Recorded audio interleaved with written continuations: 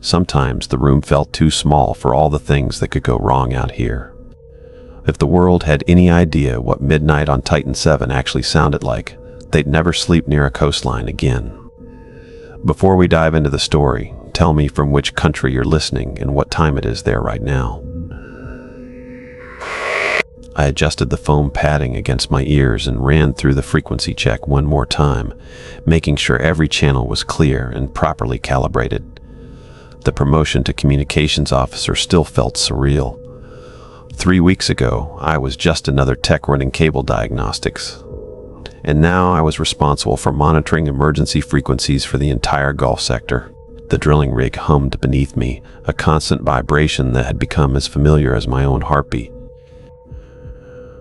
Through the communications room window, I could see the platform lights cutting through the darkness, creating a small island of civilization in the vast emptiness of the Gulf. The nearest land was 40 miles away, which meant any emergency out here would depend entirely on my ability to coordinate rescue efforts. I pulled out my worn leather notebook and checked the time. 2:43 in the morning. The graveyard shift was always the quietest, with most maritime traffic either docked or running silent through the night. Perfect conditions for monitoring, which meant I had no excuse for missing anything important. My coffee had gone cold an hour ago, but I took another sip anyway.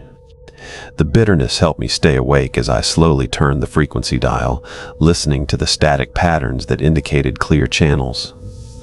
Everything sounded normal. The low hiss of empty frequencies, occasional automated weather broadcasts, and the distant chatter of cargo ships maintaining scheduled check-ins. The digital clock flipped to 2:47 a.m.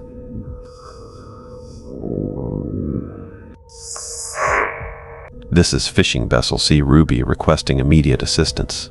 We have a situation down here. Seth's pulse spiked. This was real. Lives depended on him now. My training kicked in before my brain fully processed what I was hearing. I grabbed the microphone and switched to the rescue coordination frequency, my fingers moving across the controls with practiced precision. C. Ruby, this is offshore drilling platform Titan 7. What is the nature of your emergency? The response came through layers of static that seemed to pulse and shift like something alive. Titan 7, we've got something massive under our boat.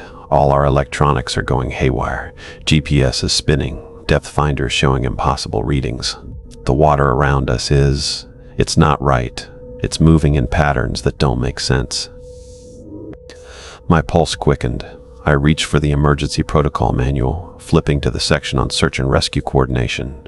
Lives were depending on my ability to handle this correctly. C. Ruby, I need your exact position and the number of souls on board. I am initiating rescue protocols now. While I waited for their response, I switched to the Coast Guard emergency frequency and transmitted.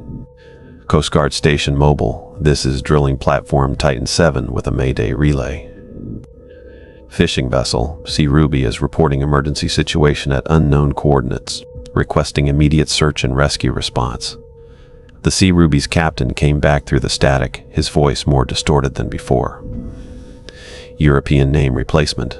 His badge read Captain Hendrik Weiss. We are approximately 12 miles southeast of your position, but our instruments are not giving reliable readings. The thing beneath us, it's affecting everything electronic. Our radio is the only thing still working, and barely. I tried the Coast Guard again, then the emergency maritime channel that connected all vessels in the area. All stations, this is drilling platform. Titan 7, coordinating rescue efforts for fishing vessel. C. Ruby in distress. Any vessels in the vicinity of coordinates? I froze. I didn't have coordinates, and for the first time, the Gulf felt empty. Any vessels southeast of drilling platform Titan 7, please respond if you can assist with search and rescue. The silence that followed made my stomach clench. On a normal night, at least 3 or 4 vessels would respond to an emergency call in these waters. I switched back to the Sea Ruby's frequency, my hand starting to shake slightly as the weight of the situation settled over the room. Sea Ruby, I am having difficulty reaching other vessels for assistance. Can you give me more details about your situation? Are you taking on water? Do you need immediate evacuation? Captain Hendrik Weiss came back weaker, fragmented, like he was drifting further away by the second. Negative on water intrusion, but our hull is vibrating like something's testing it from below. Electronics failure is spreading. Engine controls are starting to respond sluggishly. We need to get away from this thing, but we cannot get a bearing without instruments. I grabbed my notebook. Transmission times, reported symptoms, attempted rescue coordination efforts. If this went bad, an investigation would need a full record. Sea Ruby, maintain your current heading if possible. I am continuing rescue coordination efforts. Do not abandon ship unless absolutely necessary. I switched frequencies again. Every emergency channel I could access. Coast Guard, Maritime Patrol, even commercial shipping frequencies. Each attempt met with the same empty static, as if every other radio operator in the Gulf had simply vanished. Then the Sea Ruby's transmission crackled again. Captain Weiss's voice sounded different now. Distant, thin, like he was speaking from the bottom of a stairwell.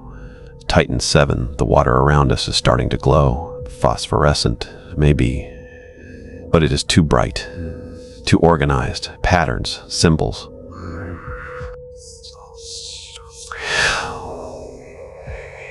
My mouth went dry.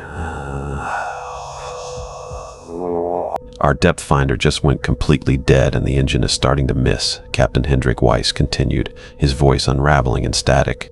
We can feel something moving beneath the hull. It is huge, Titan 7. Bigger than our boat, maybe bigger than your platform. My throat tightened. I had never heard anything like this in any of my simulations or emergency drills. Equipment failure, yes. Weather emergencies, yes. Medical events, yes. But glowing geometric water and some deliberate presence beneath a fishing vessel, that was not in any manual. Can you attempt to restart navigation equipment? The static surged, harsher now, pulsing in waves like electricity bleeding through bone. I struggled to distinguish the captain's voice from the interference. Negative on navigation restart. The glow is getting brighter. We can feel movement. Titan 7. We are going to try to get the engine running at full power and break away from this area. I tried the Coast Guard frequency again. I pushed every ounce of urgency into my voice. Coast Guard Station Mobile, this is drilling platform Titan 7 with urgent Mayday relay. Fishing vessel. Sea Ruby is experiencing unknown emergency with possible hull damage and complete electronics failure. Immediate assistance required. Still nothing. It felt like the radio waves themselves were being swallowed by something vast and hungry. When I switched back, the static had changed, not random noise anymore. Ithinkle, there was a pattern, rhythmic, sharp, like something tapping beneath the static. Sea Ruby, please respond, I said. The captain's final words broke through, barely a whisper. Titan. We are losing power. The thing beneath us. It is not just an animal. It is doing something to our boat. Something deliberate. If we do not make it out, into raw hiss. The transmission died into raw hiss. And those clicking sounds kept pulsing like some impossible heartbeat. I spent the next 3 hours trying everything I could think of. Every frequency I had access to. Every signal routing trick. Every manual override. Nothing brought the Sea Ruby back. The clicking sounds continued through it all. Sometimes fading to faint whispers. Sometimes swelling loud enough to drown out everything else inside my headset. I tried triangulating their last position by signal strength from the final transmission. But every time I adjusted the gain, the clicking responded. Like it was reacting to my hands, like it knew I was listening. I filled 12 pages in my notebook with transmission logs, frequency adjustments, signal anomalies. By the time the sun began bleeding over the Gulf, painting the water in gold and orange, I knew 4 people were gone. And I had no proof except noises and static. He stepped into the comms room, blinking at the harsh fluorescent lights. "Seth, you look like hell. Rough shift?" I didn't sugarcoat it. "We lost a vessel." His jaw tightened. Not disbelief, just the slow weight of a man who had seen too many things go wrong far from land. "Report." He listened as I walked him through the night. The Mayday call, the equipment failure, the last message, and then the clicks. He stared at the emergency frequency readout. "Do you mean like interference, or like somebody trying to key a signal?" I swallowed. "Like code, but wrong. Not Morse. Something else." Something else. The clicking pulsed beneath the static again, soft, deliberate, as if it wanted to prove I wasn't lying. Cooper didn't react. He didn't hear it. For the first time since C. Ruby vanished, I felt something colder than fear. Isolation. Cooper rubbed his mustache and stared at my notebook. He flipped through transmission logs, timestamps, the pages of clicking pattern transcriptions. His expression shifted from routine interest into that blank professional mask he used when he didn't want to be stuck with complications.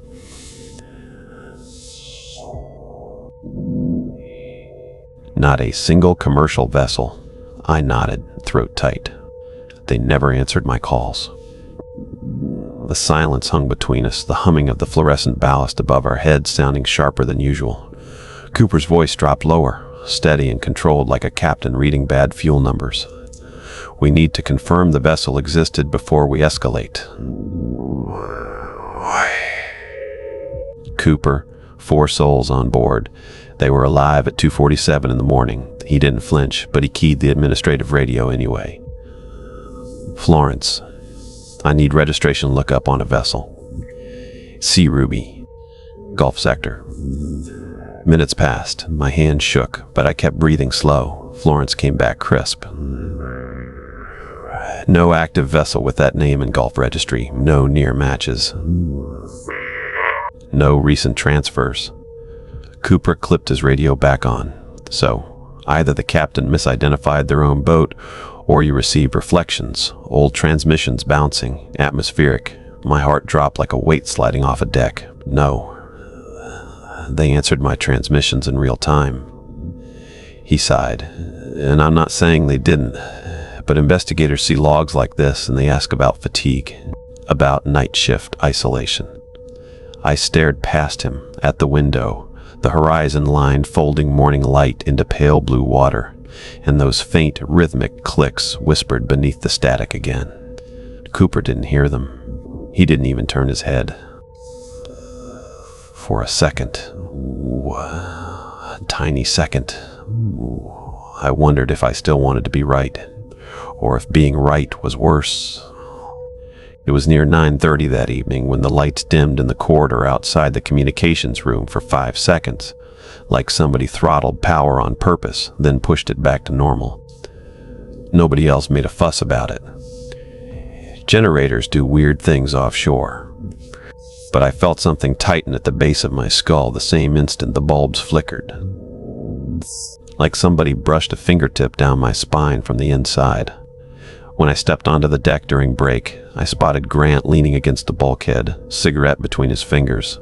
His real name was Johann now, one of those tall Northern European frames, sharp jaw, pale gray eyes. Wind caught his lighter hair and blew it across his forehead. He didn't look surprised to see me. "You heard them again, didn't you?" His voice low, rough, absolutely certain. I swallowed. "Yes." The clicking came back. We stood there in thin silence, staring toward pitch-black horizon. A shrimper's running lights drifted faintly on the far southeast line, at least 8 or 9 miles out. The Gulf breathed slow, metallic sighs against the legs of the platform. Then Johann spoke again. "My grandfather's boat. I never told you. I've had dreams about him. the kind that feel like memory instead of imagination. He flicked ash into darkness. He'd tap Morse letters on the armrest of the couch when he was working through problems. It drove my grandmother crazy. She said she could hear him thinking before he even opened his mouth. The way he said thinking landed like a brick. I wanted to ask if he dreamed in clicks. Then, quick, his face hardened, like he regretted letting emotion leak out at all. Whatever this thing is, it's old, older than charts. You're not the first person to hear it. He put a hand on my shoulder, firm, cold, and you won't be the last. I tried to breathe evenly, but the deck suddenly felt smaller than skin. Later, nearly 1:15 in the morning, the walkway outside my cabin rattled like loose bolts pinging under shifting metal, but the sea was flat. No wind, no weather. I sat upright in my bunk and stared at the small rectangle of yellow glow under the door. I kept telling myself not to react. Not every sound is supernatural. Subtle at first, like fingernails tapping on a ceramic plate in another room, then sharper, closer. I slipped boots on barefoot and opened the door. The corridor smelled like warm steel and old coffee. Sodium lights vibrated overhead, flickering in tiny micro-dim pulses. Johan wasn't out there. No footsteps, just the lonely echo of machinery hum. I started walking toward the calm tower deck, pulse climbing. The clicking followed me, pace matched to my exact stride. When I slowed, it slowed. When I stopped near the corner, it continued for 3 heartbeats, then paused like it was waiting for my next move. Is someone out here? My voice cracked between fear and something else, not curiosity. One of the maintenance engineers, Lucas from Rotterdam, rounded the ladder well, half awake, rubbing his eyes. He looked at me like I looked haunted. You good, Seth? Did the carbon scrubbers alarm again? I swallowed and nodded. No. Just checking something. Lucas frowned, like he sensed stress but didn't want to pry. He gave a tired wave and kept going toward the galley. The clicks didn't react to him at all. They only pulsed toward me, a personal signal. That was the moment, the exact second, where I felt it wasn't the Sea Ruby crew merely talking toward Titan 7. Whatever existed down there in the dark Gulf water, it already knew my footsteps, my breathing, my exact pulse cadence. This was no residual signal. It had chosen me. By 9:40 the next morning, I forced myself into the galley. I needed calories, even though food tasted like cardboard. The crew sat scattered around long stainless tables, laughing, joking, arguing about soccer scores, normal human noise. I slid into a corner seat with dry toast and watery eggs. Rosalind, our medic now, glanced up from her tea. You're looking pale, Seth. You sleeping at all? I shrugged. A little, just adjusting to night shift. Her kindness almost cracked me in half. Across the room, Johan watched me from behind a cup of black coffee. When our eyes met, he gave a tiny nod.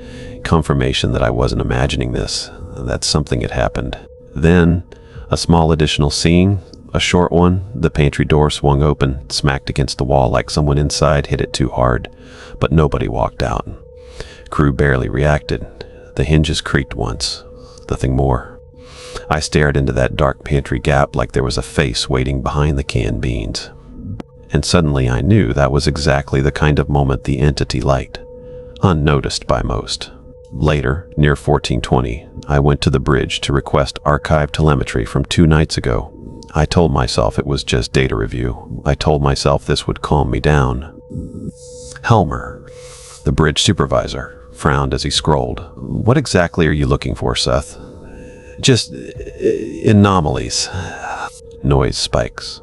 Any weird motion recorded by platform sensors. He shook his head. Everything's clean. But it wasn't. The moment he turned away, I saw it. A tiny 3-second dip in power draw logged at 2:47 the previous night. Right when the clicking began. Not huge, not enough to trigger alarms, but real. And real was worse. Because real meant shared time signature. Real meant the entity wasn't isolated to sound. Real meant it was leaking into physical systems, and I was the conductor. I didn't tell Helmer what I'd seen, didn't point at the dip, didn't mention the timestamp. If I did, I'd be pulled off the comms terminal, which is exactly what the entity wants. I thought, strangely certain of that. At 1700, we had mandatory safety drill, full station muster. We stood outside on Deck C in orange vests, while the air tasted like rusted salt. The briefing officer barked instructions, rotated through the normal bullet points: fire suppression, lifeboat assignment, chain of command. But I heard something else. Behind all the voices, beneath the wind, a faint, layered tapping. Not a single channel now, not headset isolated. Ambient. As if the platform itself was a speaker. It vibrated through the metal grating under my boots. I froze. The crew in formation didn't flinch, didn't react. They checked watches, smirked at jokes, scratched at wind-blown eyes. I was the only conductive surface, the only tuned receiver. Then, mid-briefing, the PA system screeched with a glitchy squeal. The mic clipped like someone slammed an ungrounded cable, but it wasn't feedback. I felt it in my ribs. Wick. The same pattern. Only now it was amplified through official infrastructure. Status boards over the muster deck flickered in two-frame loops, repeating the same fragment of text before refreshing. For 3 seconds, the LED screen showed "not finished." And it returned to default safety rotation. Grant, our chief engineer, muttered annoyed cheap Chinese panels again. But the phrase shook me. That was the same fragment I'd transcribed from the Sea Ruby voices. Not finished. Not finished. Not finished. A few seconds later, the vibration stopped. Nothing else glitched. Nothing else flickered. Crew dispersed. But I stood there staring at that deck plating, and for the first time, I understood. I wasn't documenting a haunting. I was mid-process in an active takeover, and it had just passed phase boundary 0. At 2110, I sat alone in the comms room again. I didn't turn the lights fully on, just the task lamp, so the hardware stayed in its soft amber glow. It felt wrong to treat this like a normal shift. I stared at the emergency frequency index, and my hand actually trembled a little when I reached for the gain dial. Because now I knew, from the muster deck, this wasn't just radio anymore. It didn't need the band to step into us. Still, I whispered, mostly to calm myself. I'm the comms officer. I'm the comms officer. This is my lane. Stick to your lane. Like someone else was teaching me a lesson I already lost. 2116, I powered the headset. White hiss. For a moment, relief, just normal static. Then, beneath it, a soft underlayer. Not clicks this time, not taps, something wet, like someone stirring a bowl of sand and seawater with their hands. A viscous, swirling, slow, then faster. I pulled the leather notebook open, mechanical habit, pen ready, 2120. The swirl shifted into rhythmic pulses, almost like heartbeats, but unsteady, arrhythmic, like the heart was learning how to time itself. Sea Ruby, I whispered, not transmitting, just letting the name hang in the air. And then, impossibly, a voice layered out of the swirl, male, strained. Not your open water, they don't. I swallowed hard. European-style name replacements were already part of our post-event statements. Captain Henrik Dahl had been the Sea Ruby master, but hearing his voice now felt like something alive had reached backward through the event. Henrik? I said, barely audible, mouth dry. The voice responded, not delayed, not fragment, like it was right next to my skull. Oh, you're tuned for them. They don't need us now. The swirl thickened, pressure inside my ears, like the gulf was climbing through the radio. I knew the next phase was starting. 2133, the surge hit the platform. I didn't hear it at first. I felt it, the way you feel pressure inside a plane right before a cabin drops. The comms rack hummed deeper, like all our equipment suddenly took a breath at the same time. I stood. My knees almost buckled. The whole room, walls to floor, vibrated at one single frequency, like the rig was a tuning fork struck by something below the waves. The headset slid off the desk on its own, and the coiled cable dragged it toward the floor like something was tugging gently from below. I reached for the broadcast override key, the one that bypasses all filters. Because if this thing was escalating, I needed Coast Guard acknowledgement, even if all I got was simple code capture. Before my fingers touched the switch, the monitors in front of me changed, not flickering, not glitching.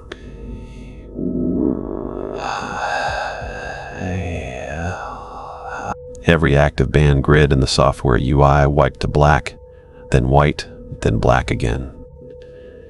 Then a single line appeared across the bottom of all 6 screens at once. Synced, same font, same slow reveal type sequence. Your coordinates are acquisition. I stumbled backward so hard I hit the file cabinet behind me. Not are being acquired, not we have acquired. Present tense self-declare. Our acquisition. Like we, the platform, had become the data itself. The headset on the floor clicked once, just once. A single, clean metronome tap. Outside, I heard footsteps in the hallway, running fast, metal boots slamming each step like panic. 30 seconds later, the door burst open and Grant leaned into the frame, face pale as chalk, eyes wide, sweat dripping like he'd sprinted from the opposite wing. He didn't even ask what I saw on the screens. He just said one sentence. "Did you feel that hit on the substructure?" And when I tried to answer, my voice came out like a whisper I didn't authorize. Grant didn't blink when I said that. He just looked past me to the comms rack, like he already expected it to be alive. Port side ballast sensors went off, he said, breath tight. Control room thinks a trawler scraped us. But there's nothing on radar. Nothing on AIS. Nothing above 2 meters on visual cams. His voice lowered.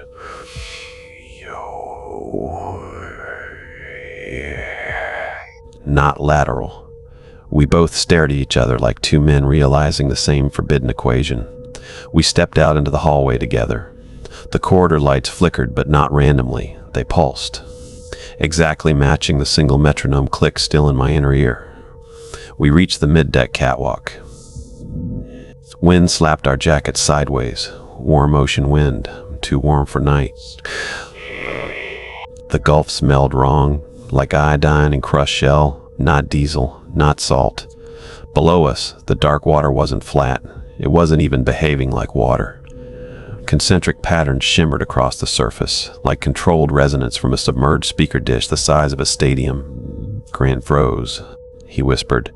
Ingrid was down near ballast control when those sensors pinged. Ingrid Madsen, our Danish ballast chief, quiet woman, 80-mile stare, math brain like a surgeon. If she's down there when this thing pushes again, we both started moving, fast. Heading toward the interior stairs that dropped into the lower decks. Halfway down, emergency floodlights snapped red, not white. Sirens didn't activate. No formal announcement, just that red. And over the red, the same sentence that I'd seen printed on the screens, now whispered through the bulkheads like bone conduction. R, acquisition. Rand grabbed the railing, his knuckles whitening. And then he said very quietly, almost not audible, "This rig is not a structure to them, it's a socket." Why, I couldn't. Because the floor under my boots shifted again, not like vibration, but like something below was aligning a lock. Lower deck smelled different, metal wet, like an engine room after a storm, except no storm existed. The stairwell handrail felt warmer the farther we descended, like heat transferring upward from someplace beneath the hull. Grant kept glancing at the pressure gauge readouts bolted to the wall segments. Needle sweep was drifting in slow arcs, as if the entire water column outside us was breathing in one single enormous mass. We reached Deck E ballast. Control door was half open, not forced, more like someone slipped through in a hurry. We could hear equipment cycling out of pattern, pumps firing in irregular intervals. The panel indicators flicked between amber and red, then back again like the electronics couldn't decide what truth to report. "Ingrid?" Grant called, voice barely stable. No answer. We stepped inside. The control seats were empty. Her tablet lay on the floor, face down, screen cracked. App frozen mid-diagnostic. Depth data scrolled in repeating strings that made no topographic sense. I felt lightheaded reading it. Rows of numbers that didn't correspond to fathoms or feet, but looked like coordinate compression, like the gulf was no longer measured in normal three-axis geometry. The overhead intercom crackled softly, and I swear, for a moment, I heard a woman breathing through the speaker. Human, not filtered. One breath, faint, scared, then silence. Grant whispered, "That was her." We looked at each other, but neither of us moved, because neither of us was certain where to go next. "Where?" Then the deck plating under ballast compartment 3 groaned, low, drawn out like metal dragged across stone, except we were floating on water. The lights dimmed, the pumps cut. All systems went dead mid-cycle. From beneath Deck E, directly under our feet, came a single click. Not radio, not headset. And layered under it, a voice like someone speaking through thick liquid. "Open your door." My whole spine locked, because that wasn't a request, that was an instruction. I do not remember deciding to move, but my hand was already on the breaker panel before thought returned. My thumb hovered over the manual reboot switch. Grant whispered, "Seth, don't." His voice wasn't commanding anymore, it was pleading, like a man begging someone not to step off a rooftop. But the clicking beneath the deck repeated, slower now, almost gentle, like a knuckle tapping a door to be polite. "Open your door." Grant backed away. His breath shook. "It wants access. It wants machinery, not us." His eyes looked glossy and terrified, like he was speaking from the exact center of a nightmare. I pulled my hand back. Not heroism, not logic, just raw survival instinct. We left Deck E without running, because running would have turned us into prey, and every primordial part of my nervous system screamed that whatever was underneath us already understood predatory timing. We climbed the stairwell in silence. Mid-stairs, the platform groaned again, the deep flex like the whole rig leaned a fraction of a degree downward. I nearly lost balance. Grant grabbed the rail, whispered, its shifting water density, like it's occupying a volume under us. By the time we reached the comms deck, the radio was already powered on. I hadn't done that. The emergency frequency was alive, but not with static anymore. The clicking pattern had evolved into structured sequences, longer, like language packets broken into pulses, and then layered inside those pulses. The Sea Ruby captain's final transmission replayed, not distorted now, but clear. Like a perfect digital recording, Titan 7, it knows protocol. Grant staggered back like he'd been punched. I leaned into the mic, throat dry, and whispered, "What do you want?" The clicking stopped. Then, slow, methodical, it answered, "Join us." That was the moment. I finally understood. We had never lost contact. They had simply switched channels. And now they had ours.